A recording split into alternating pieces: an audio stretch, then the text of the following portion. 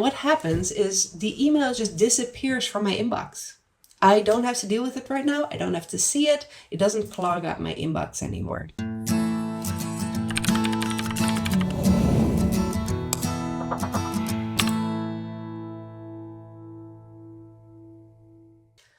Does just the idea of opening your Gmail inbox completely overwhelm you?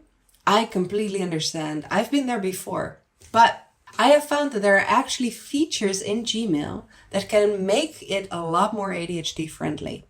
So what I'm going to do today is I'm going to show you my 3 favorite features to make Gmail more ADHD friendly. So let's start here. I have sent myself 2 emails. So this is my name, Susanna. And the first email I received from myself is called "It's so good to see you," and it says, "I'm happy we got to connect." Now, Susanna is a lovely person, don't get me wrong, but I just don't have the energy to deal with myself right now. So what I'm going to do is I'm going to find out, when do I want to receive this email? If I don't want to deal with it right now, if I don't want to have received it right now, then when do I want to deal with this? So what I can do is I can use the snooze function. There's a button right here.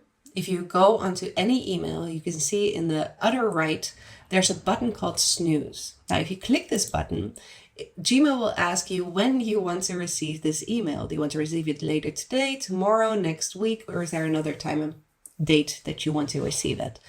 So I think that I can deal with Susanna tomorrow. That sounds like a good idea. So I'm going to click this. And what happens is the email just disappears from my inbox.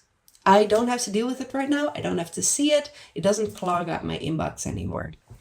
Now, if I do change my mind and I think, oh, actually, Susanna is a lovely person, maybe I should respond to her right now. What I can do is I can go here to my snoozed emails. And there you will still see, so good to see you. I'm happy we got to connect. I can still say I want to unsnooze it and send it back to my inbox. But honestly, let's deal with her tomorrow. Now, there's a second type of email that I get a lot, and that I also don't want to deal with at this moment, and those are newsletters. Now, of course, you can unsubscribe to a lot of newsletters, but just because I don't want to deal with it right now doesn't mean I don't want to read it, because a lot of these newsletters, especially the one that Susanna sends me, are actually super interesting. So what I want to do is I want to make sure that all these newsletters go into a folder where I can visit them when I have time to read newsletters like other people would read the newspaper. So here's what I'm going to do. I'm going to create a label. So here you find labels and there's a plus icon that says create a new label. And what I'm going to do is I'm going to create a label called newsletters. Now, what I want to do is I want to make sure that all the newsletters that I receive skip my inbox, do not appear in my inbox at all, and just go straight to this folder called newsletters. Now, there's 2 ways in which you can do this. There are some email addresses that only send you newsletters. For example, if I had an email address called newsletters@passionatewritercoaching.com, then what I could do is I could put in from newsletters@passionatewritercoaching.com are always newsletters, so I always want them to go straight to the newsletters label. But in this case, I also know that I receive other emails from her, so I'm not going to put the from here. What I'm going to do instead is I'm going to say it has the words newsletter. If an email says newsletter in either its subject line or in its body, it's usually a newsletter. I'm going to create filter. And that sends me to the next screen. And here I can select a few options. And what I want to do is I want to make sure that it skips the inbox if newsletter is contained in the text. It doesn't need to be marked as read, but if that works for you, that's great too. I want to make sure that it applies the label newsletters to every email that mentions newsletter. Now, I also want to apply it to the emails that are already in my inbox. And that's still subscribe to those same filters. So all emails that mention newsletter that are in my inbox, I'm going to send straight to the newsletters label here.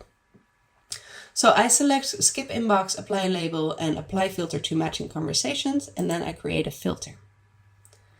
Now, what's going to happen is that when I refresh my inbox, there's no new emails, because one email now lives here in the newsletters, which has a 1 on it, which means that there's one unread email in newsletters.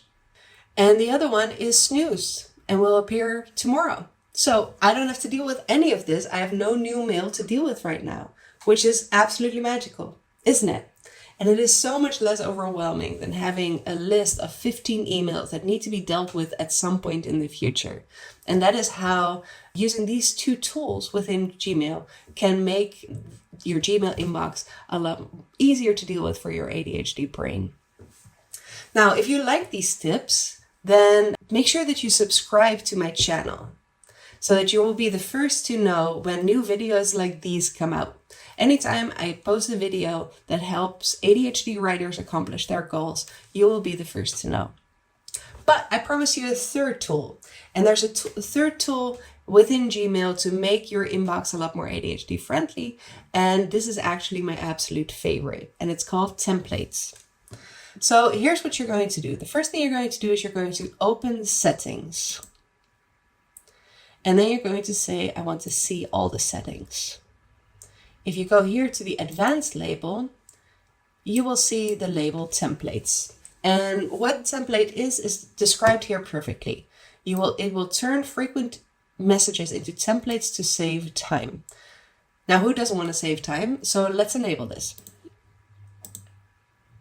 And we'll click Save Changes. What we want to do is we want to create our first template. And luckily, I already have a draft, so I don't have to type it out. But what you can do is you can just click Compose and start as though you were sending a new email. Now, I've already done that. And this email template is called Re-Conversation Request. And it says, hello, I'm so happy to hear that you would like to meet with me. To schedule a free 1-hour meeting with me, you can follow this link and find the time in my calendar. Now, this is not a very long email, but I do have to send it quite a lot of times every single week. And the reason why it takes a lot of time for me to do this, well, not a lot of time, some time to do this, is because I need to grab a link to say this link here, right? Now, I've already opened my website where my scheduling tool is.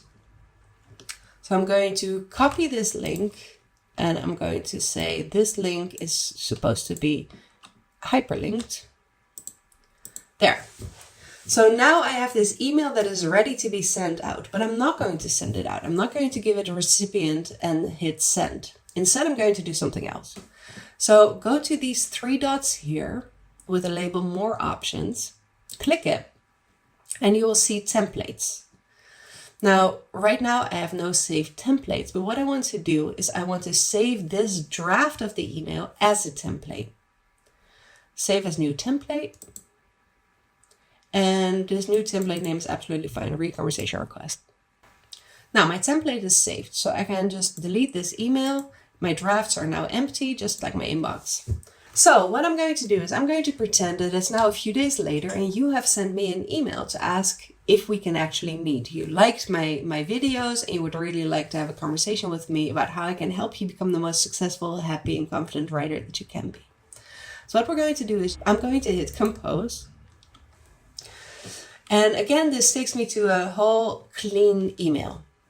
But I don't want to write this email from scratch because that's the whole point we're trying to avoid with the template. So again, I'm going to go to More Options, to Templates, but now under Insert Template, there is a template because we've just written it and it's called Re-Conversation Request. Now, if I click this, it will just fill it all out. So my subject line is filled out. I can make changes. I can personalize this. Hello, friend. But the link is already in here. I don't have to go back to my website to grab it. So all I have to really do, if I don't want to make any changes, is I have to add recipients and hit send. And that makes things so much faster. I know that for me, especially if I have an email that I have to write again and again and again, I become really resentful and I don't want to do it. And that is how templates can really make Gmail a lot more ADHD friendly. If you liked all these tips, you're going to love these other emails I created. So check them out and I'll see you soon. Bye-bye.